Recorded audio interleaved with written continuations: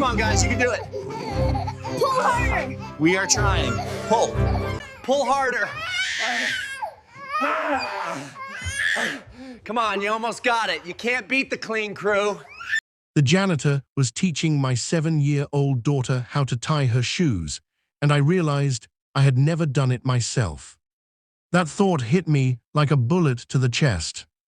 I stood in the doorway of my own penthouse, briefcase in hand, fresh off a flight from Singapore, watching a 62-year-old man named Walter do something I should have done years ago. My daughter Lily sat on the floor, her little fingers fumbling with the laces, and Walter guided her hands with patience I did not know existed. "Loop it like a bunny ear," he said softly. "That is right. You are doing so good, sweetheart." She got it wrong. The bow fell apart. "It is okay," Walter said before she could even feel bad about it. "Even I mess up sometimes. Let us try again together." I wanted to throw up. Not because there was something wrong happening, but because there was something so right happening that I had completely missed. This story was made with so much love, and I hope it touched your heart the way it touched mine.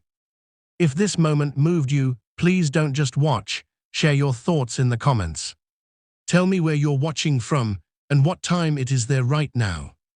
Your support means everything, and your presence here truly matters. Don't forget to like, subscribe, and stay with us for more stories that speak to the heart. I am Ryan Hall, 38 years old, $300 million in the bank. My name is on buildings in Manhattan and Chicago. People magazine called me one of the top entrepreneurs under 40. I have made more money in a single day than most people see in a lifetime. And I did not know my daughter could not tie her shoes. I did not even know that was something she needed to learn. Before you judge me, let me be clear. I am not looking for sympathy. I know exactly what I am. I know what I have done, or more accurately, what I have not done. But standing there, watching this man who cleaned my floors teach my child something basic and beautiful, I understood something that nearly broke me. I had missed everything. My phone buzzed, probably my assistant, probably something about the Singapore deal, probably something that used to feel important. I ignored it. Because across the room, my sons Jake and Sam were showing Walter their drawings. All 3 of my kids, identical triplets with blonde hair and blue eyes like their mother. Like Kate. Kate, who died 3 years ago, while I was in a meeting I told myself I could not miss. The kids did not see me yet. They were too focused on Walter, too happy, too comfortable. Walter looked at their drawings like they were masterpieces. "This one is incredible, Jake. Is that a rocket ship?" "It goes to Mars," Jake said proudly, "and it has a special room just for you because you are coming with us." My throat tightened. "And mine," Sam interrupted, shoving his paper forward. "Mine has a dragon that protects the whole city, and he is nice, but only to good people." "These are wonderful," Walter said. "I am going to hang them right on my refrigerator when I get home." Lily finally got the bow tied. It was crooked and loose, but she squealed with joy. "I did it, Walter, look, I did it." Walter clapped his hands together. His smile was real, deep, the kind of smile that comes from actual pride. "I knew you could do it," he said. "I am so proud of you, Lily." She threw her arms around his neck. And I realized my daughter had not hugged me in 6 months. Maybe longer. I could not remember the last time. The last time any of them had hugged me without me asking first, without it feeling forced, without them pulling away after exactly 2 seconds like they had somewhere else to be. Walter hugged her back, gentle, safe, like she mattered more than anything else in the world. That is when Lily saw me. Her smile did not get bigger, it got smaller. "Dad," she said, her voice was quiet, uncertain. All 3 kids turned, their faces changed, not scared, not upset, just different. "Careful." They looked at me the way you look at a teacher, or a doctor, someone important who you are supposed to respect but do not really know. Walter stood up quickly. He looked embarrassed, caught. "Mr. Hall," he said, "I am so sorry. I did not know you were home. Mrs. Peterson had a family emergency and she called me because I live in the building, and I told her I could watch the kids for a few hours until she got back. And I know this is not part of my job, but I did not want them to be alone, and I should have called you, but she said you were out of the country, and I am so sorry if I overstepped." He was talking fast, nervous, like I was about to fire him. Like he had done something wrong. When really, he had done the only thing right in this entire house for months. "It is okay," I said. My voice sounded strange, hollow. "You did not overstep." The kids were staring at me, waiting. I did not know what to say to them. I had flown 12 hours to surprise them. I had closed a deal early. I had this whole plan to take them out for pizza, to spend the afternoon together, to finally be the dad I kept promising myself I would become. But now I was here, and I did not know how to talk to my own children. "How was your trip?" Jake asked politely. Like I was a distant relative visiting for the holidays. "It was good," I said. "I came home early to see you guys." They nodded, polite smiles, the kind you give to strangers. "That is nice," Sam said. Silence filled the room, heavy and awful. I looked around, really looked. The living room was different than I remembered. There were colorful drawings taped to the walls. When had those gone up? The coffee table had a puzzle half finished on it, a big one with 1,000 pieces, ocean animals. The kids were working on a puzzle, and I had no idea. There were chapter books stacked on the side table, books I had never seen.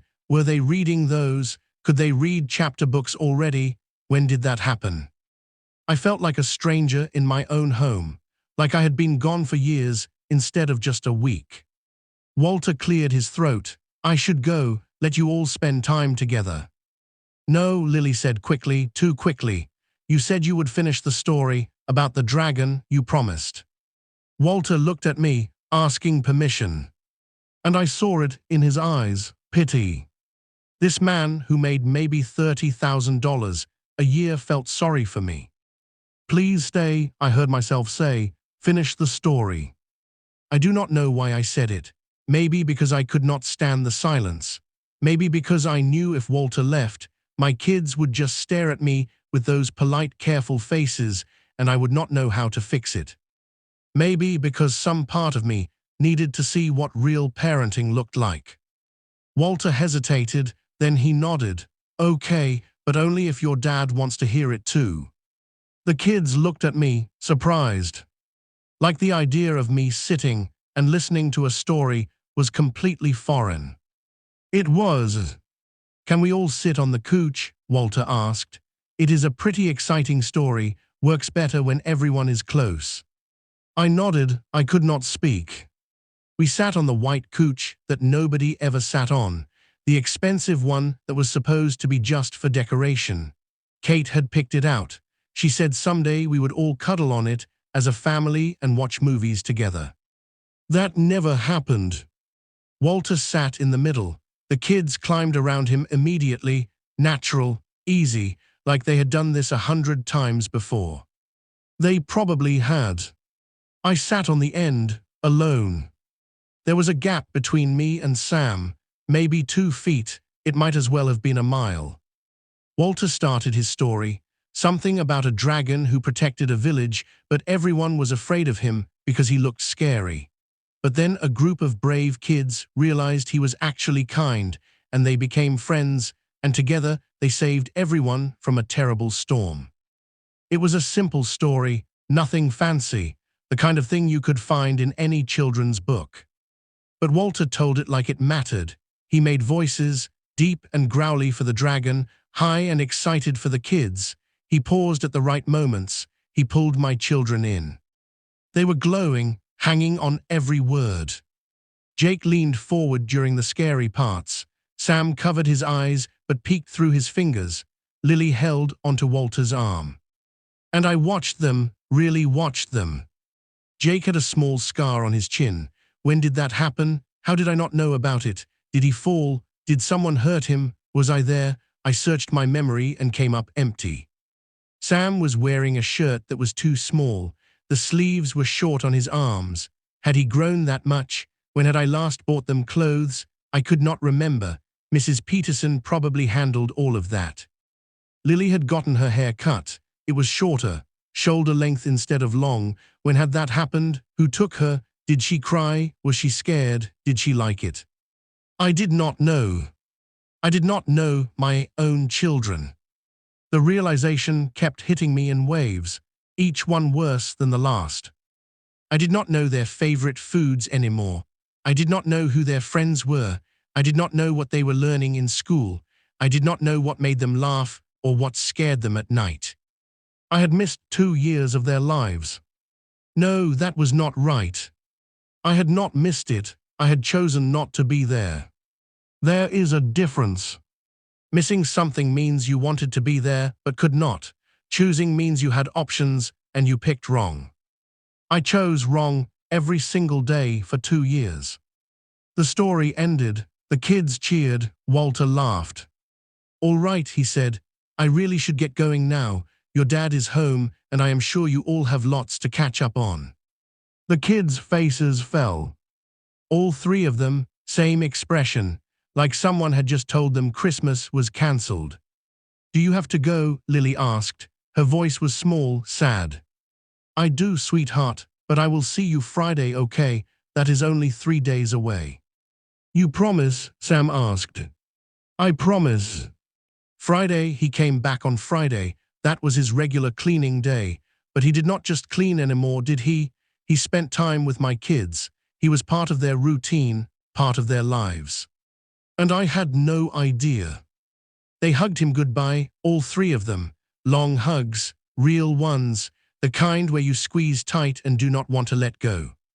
Lily whispered something in his ear. He smiled and whispered back. She giggled. I would never know what they said. That was their moment, their relationship, something that existed completely separate from me. Then Walter stood. He looked at me. "They are really great kids, Mr. Hall. You should be very proud." I should be, but I was not, because being proud required knowing them, and I did not. Walter left. The door closed behind him. And I was alone with my children. They stood there, waiting for instructions, like I was their boss instead of their father. The silence stretched, painful, awkward. I tried to remember what normal parents did, what Kate used to do. She would ask about their day. She would get down on their level. She would make them feel heard. So I said, "Do you guys want to get pizza?" It was the best I could come up with. Food. Everyone likes food. They looked at each other. Some silent conversation I was not part of. Some triplet telepathy that had developed without me. "Okay," Jake said finally. Not excited, just agreeable. We went to the pizza place, the one on Amsterdam Avenue. The kids had mentioned it before, months ago, maybe longer. I had finally remembered. We sat in a booth, red vinyl seats, checkered tablecloths. It smelled like garlic and cheese and tomato sauce. The waiter came. The kids ordered without looking at the menu. They had been here before. They knew what they wanted. I ordered something random. I was not hungry. "So how is school?" I asked. "Good," all 3 said together. "What are you learning?" "Stuff," Sam said. "Math and reading," Jake added. "Science too," Lily said. "We are learning about plants." "That is cool. Do you like it?" They shrugged. This was painful, like trying to have a conversation with strangers who were being polite but wished they were somewhere else. I tried again. "Do you have homework?" "We already did it," Jake said. "With Walter?" I asked. They nodded. Of course they did. The pizza came. We ate. I asked more questions. They gave short answers.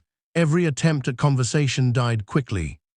I tried to tell them about Singapore, about the deal, about how I negotiated for 3 days straight and got everything I wanted.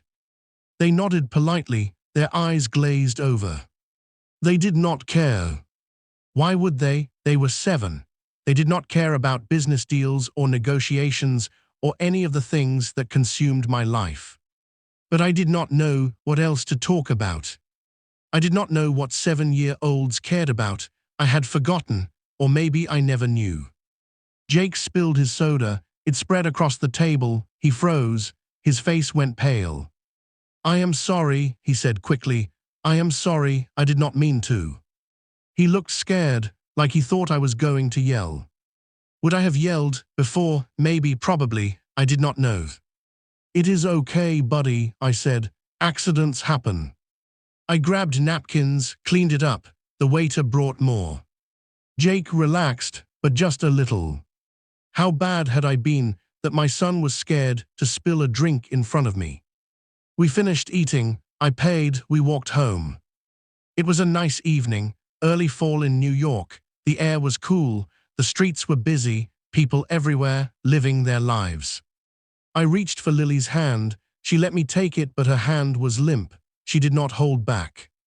By the time we got home, I felt more exhausted than I had after any 16-hour workday. Mrs. Peterson was back. She thanked me for understanding about the emergency. Her sister had fallen, broken her hip. She needed help. I told her it was fine. It was more than fine. It was the best thing that could have happened. She put the kids to bed. I listened from the hallway. She read them a story. Her voice was flat, professional. She was reading words on a page. Not like Walter. Walter made the stories come alive. When she finished, she kissed each of them on the forehead. Efficient, quick. Then she left. I walked in. All 3 kids were still awake, lying in their beds. They shared a room even though the penthouse had 6 bedrooms. They wanted to be together. I did not know when that decision was made. "Good night," I said from the doorway. "Good night, Dad," they said together. I almost left, almost let it be. But something stopped me. "Can I tuck you in?" I asked. They looked surprised, but they nodded. I went to Jake first, pulled his blanket up, smoothed it down. He watched me with wide eyes. "Sleep good, buddy," I said. "You too, Dad." Then Sam, same thing, blanket up, smoothed down. "Good night, Sam." "Night." Then Lily, she looked so small in her bed, so young. In my head they were still Barbies, but they were not. They were growing up, and I was missing it. I tucked her in. She smiled, small but real. "Dad," she said. "Yes, sweetheart. Will you be here in the morning?" The question broke me. "Yeah," I said, my voice cracked. "I will be here." "Promise." "I promise." She closed her eyes, content. I sat in my office, staring at nothing. My phone had 37 messages, emails, calls, things that needed my attention. Things that used to feel urgent, life or death, critical. I ignored all of them. Instead, I did something I had not done in a long time. I went back to the kids' rooms. They were asleep now. I stood in each doorway, watching them breathe. Jake slept with a stuffed elephant, gray with floppy ears. When did he get that? Did I buy it for him? I could not remember. Maybe Kate did, before she died. Maybe it was the last gift she gave him. I did not know. Sam had drawings taped all over his walls.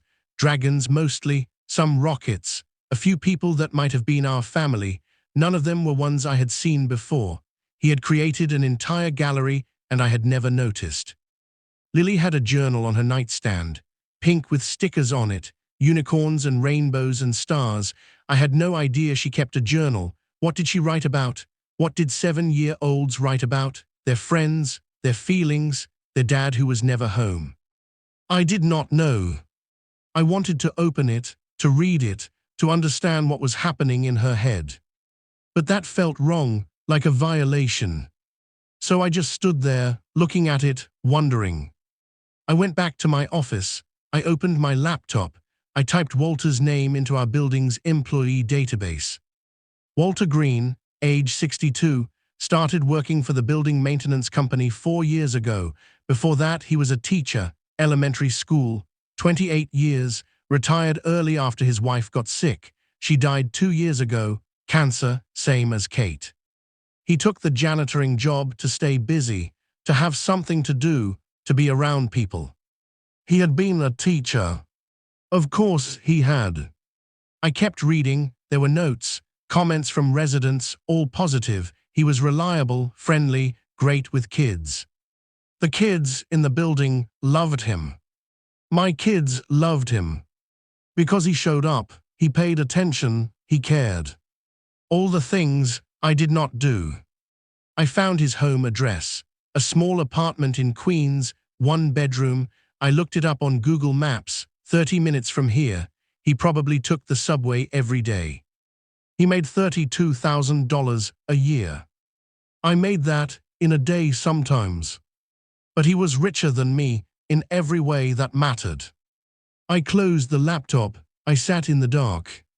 And for the first time in 3 years, since Kate died, I cried. Not quiet tears, real sobs, the kind that come from somewhere deep, the kind that hurt, the kind that shake your whole body. I cried for Kate, for the wife I lost. For the woman who would have known how to do this, who would have kept me grounded, who would have reminded me what mattered. I cried for my kids, for the years I had stolen from them, for the dad they should have had but did not. I cried for myself, for what I had become, for the man in the mirror I did not recognize anymore. Somewhere around 3 in the morning, I stopped crying. I sat there, numb, empty. And I made a decision. Things were going to change. I was going to change. I did not know how, I did not know if I even could, but I was going to try. Because the alternative was unacceptable.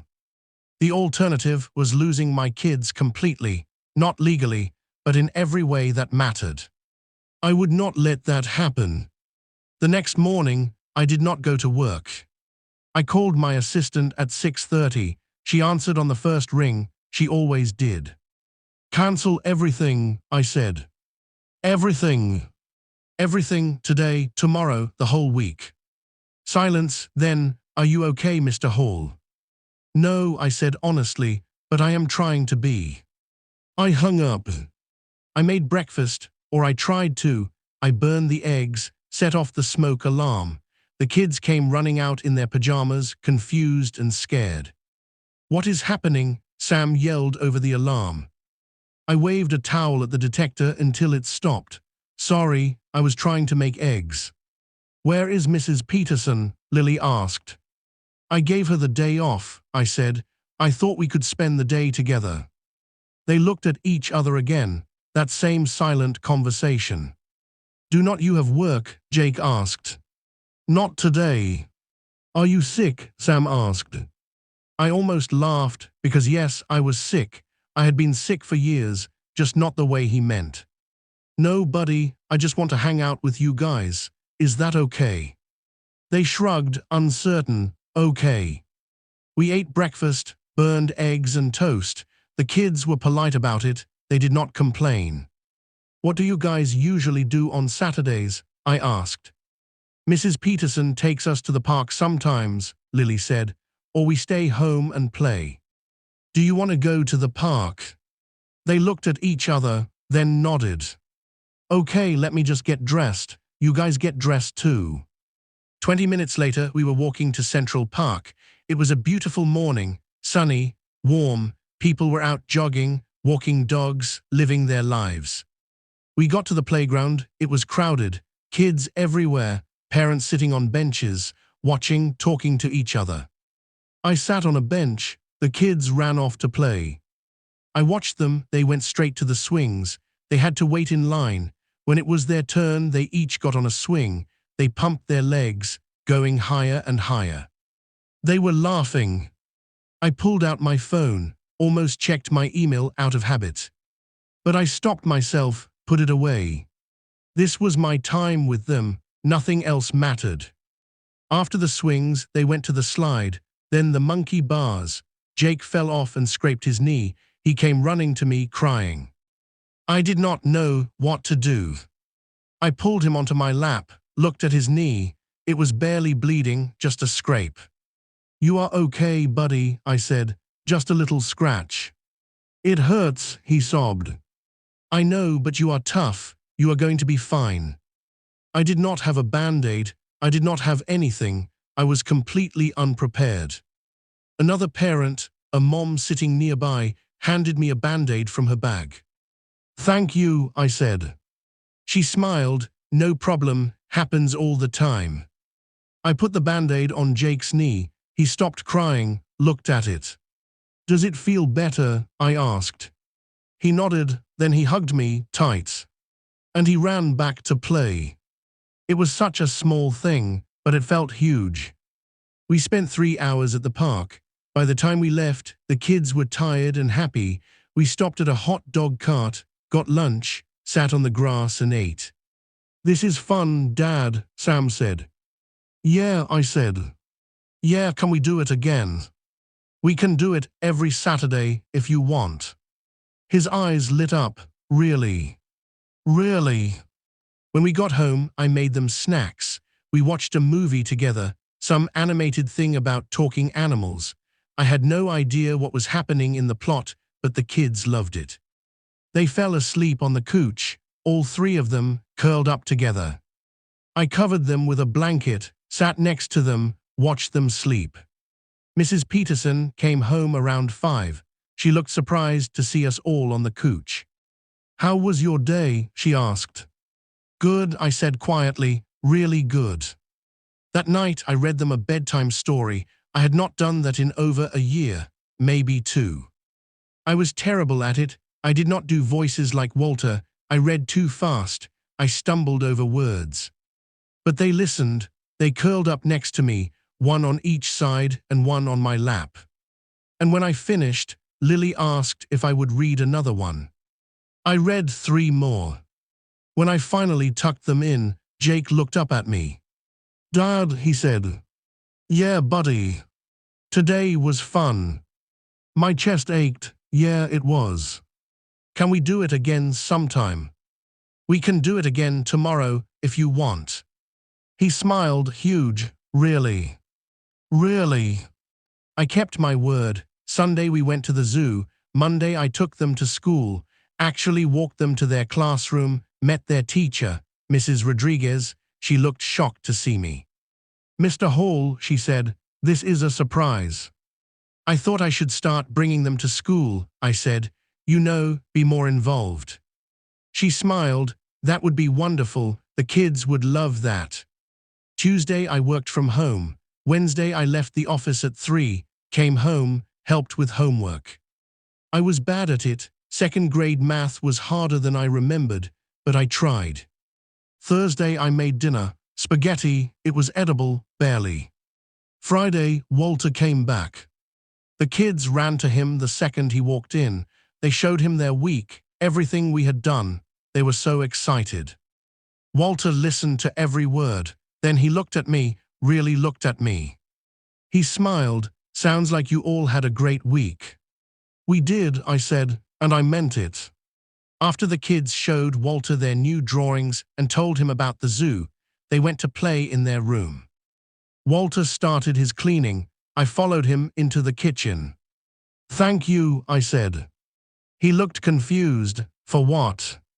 For showing me what I was missing, for loving my kids when I did not know how. Walter stopped, put down his cleaning supplies. You always knew how, Ryan, you just forgot. There is a difference. Is there? Yes, he was quiet for a moment. Can I tell you something? Of course. I had a daughter once. Her name was Sarah. She died when she was 12. Car accident. Drunk driver ran a red light, killed her instantly.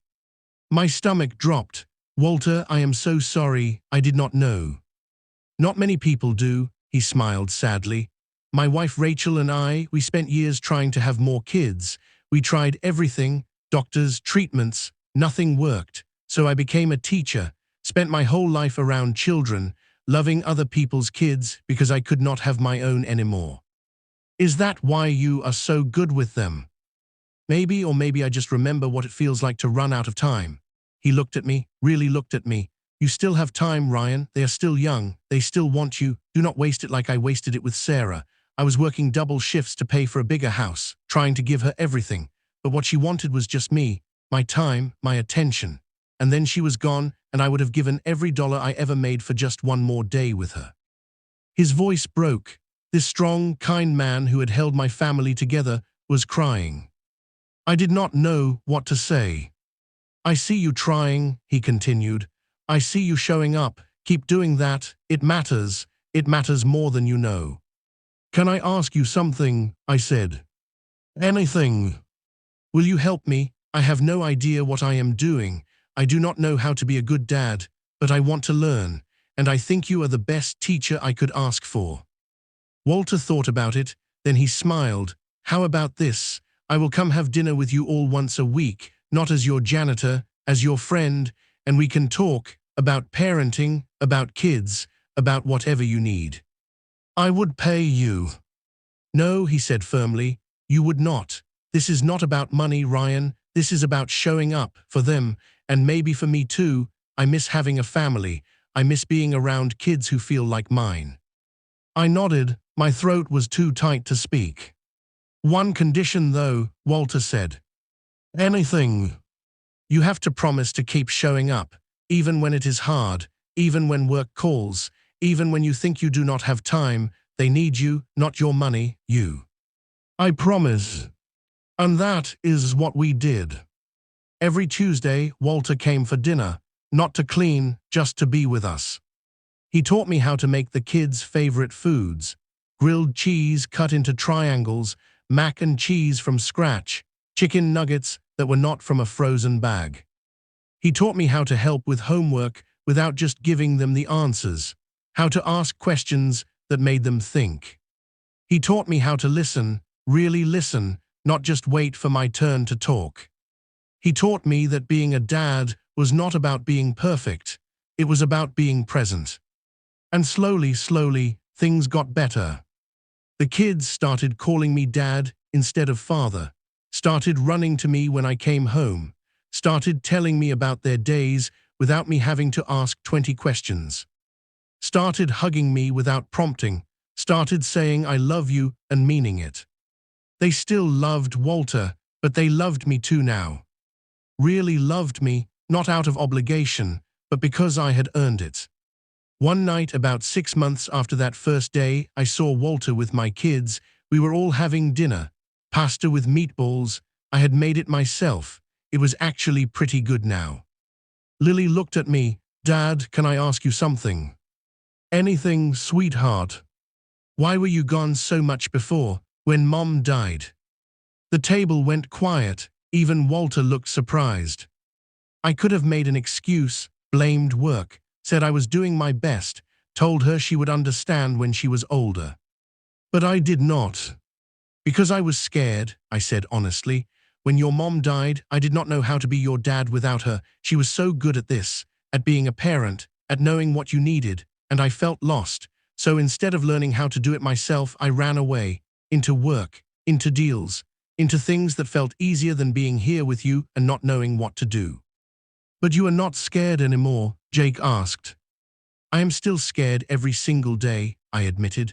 I am scared I am going to mess up, that I am going to say the wrong thing or do the wrong thing, but I am trying anyway, because you three are worth more than any deal I have ever made, worth more than all the money in the world, and I am so sorry it took me so long to figure that out. Sam got up from his chair, walked over to me, hugged me tight. It is okay, Dad, you are here now, that is what matters.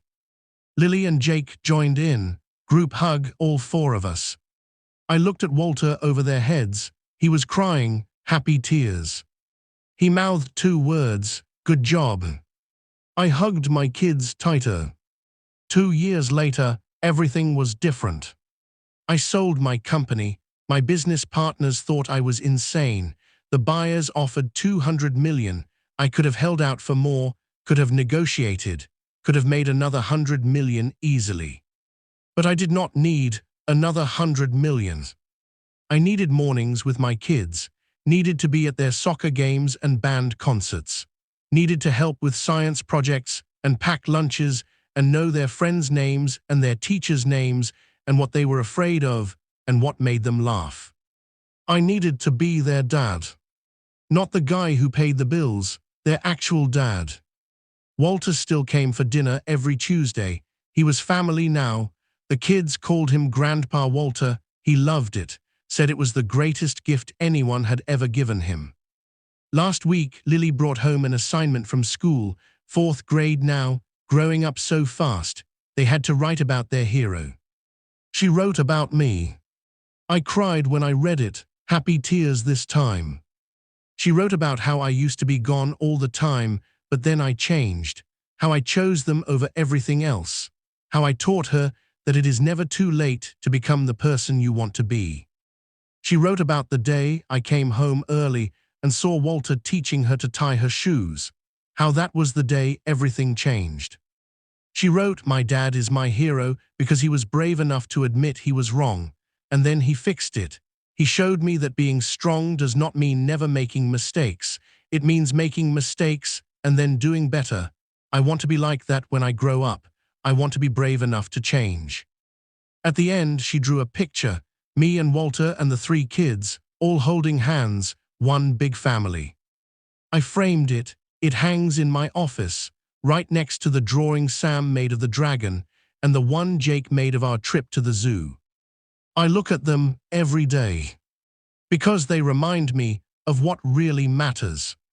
Not the buildings with my name on them, not the bank account that could buy anything except the one thing I really needed, not the deals or the success or the magazine articles or any of it.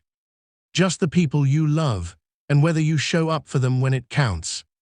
That is the only legacy that matters. That is the only thing you take with you when everything else is gone. Listen, if you have people in your life who matter, do not wait. Do not tell yourself you will make time later. Do not assume they will always be there waiting for you to finally be ready. Show up now, today, right this second.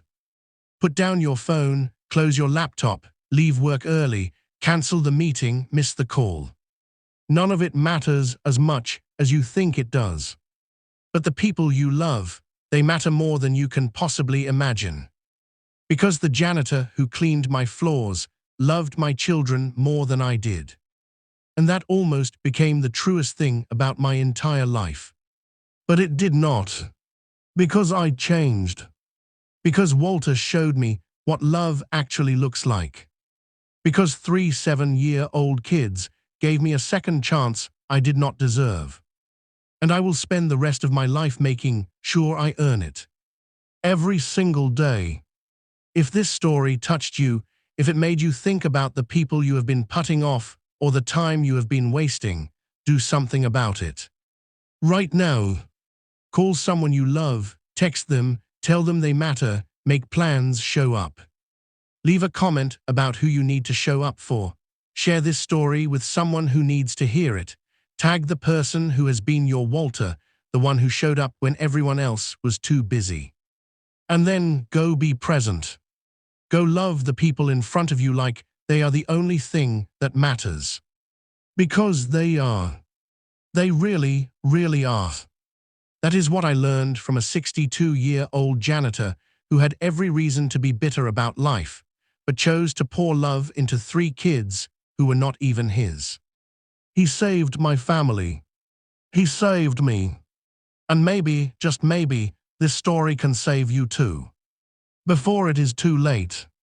Before you look up one day and realize you missed everything that mattered while you were busy chasing things that did not. Do not be the person I almost became. Be the person I am now. Be there. Show up. Love them. That is all they really want. That is all any of us really want. Before you go. If this story spoke to your heart, you're not here by accident. Leave a comment with your location and time. May love and healing find you wherever you are. Like, subscribe, and stay blessed.